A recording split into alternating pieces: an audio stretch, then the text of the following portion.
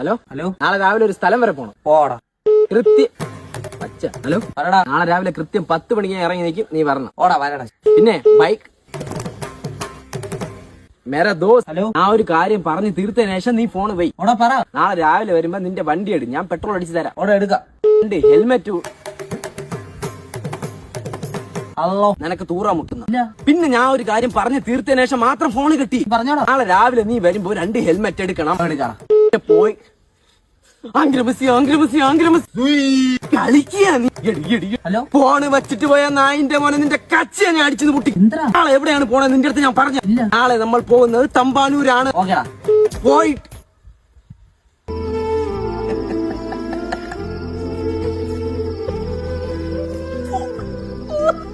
അണ്ണ ഒന്ന് വരും. എന്താ മുട്ട?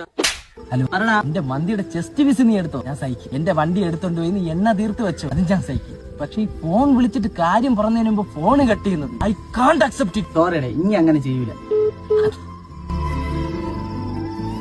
ഒരു കൂട്ടുകാരൻ വേറൊരു കൂട്ടുകാരനെ വിളിക്കുമ്പോൾ അവൻ ഫോൺ എടുക്കാതിരിക്കുന്നത് വലിയ തെറ്റല്ലേ? എടുത്ത കോളിൽ അവൻ സംസാരിച്ച് തീർക്കുന്നതിന് മുമ്പേ കട്ട് ചെയ്യുന്നത് അതിനേക്കാളും വലിയ തെറ്റ്. ഇങ്ങനെ ആരെങ്കിലും ചെയ്യുന്ന തെറ്റുകൾ ഒരു ഉളുപ്പില്ലാതെ ഈ വഴിയരിൽ നിന്ന് കേൾക്കുന്നത് അതിനേക്കാളും വലിയ തെറ്റല്ലേ? വലിയ തെറ്റ്. പിന്നെ നീ എന്റെ കുഞ്ഞമ്മയുടെ 5ാമത്തെ കൊച്ചിന്റെ പേരെടുക്കാനാണ് എന്റെ വാക്കത്തോട്ട് നോക്കി ഇങ്ങനെ ആക്കിക്കൊണ്ടിരിക്കണേ.